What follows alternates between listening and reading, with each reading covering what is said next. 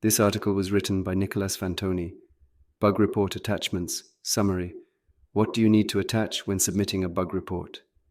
Please note that this is just a summary article of bug report attachments.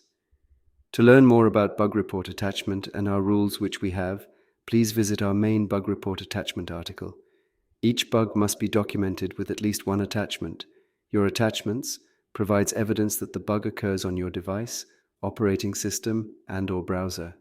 Note, attachments do not replace written information in your report. Attachments are a visualization of the problem and serve as proof. Screenshot or screencast. Functional bugs generally require a screencast to properly illustrate the issue, especially when an action triggers the bug or a process needs to be shown.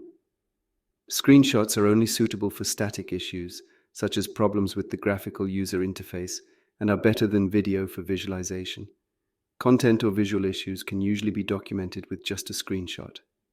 What needs to be included in a screenshot?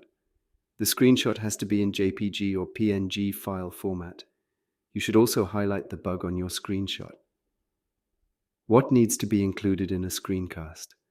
Screencasts should be concise and include only the necessary steps to demonstrate the bug.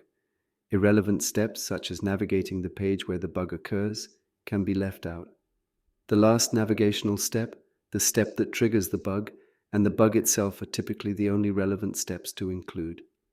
Related articles, crash logs on mobile devices, screenshots, a list of recommended screenshot tools and best practices, screencasts, a list of recommended screencast tools and best practices.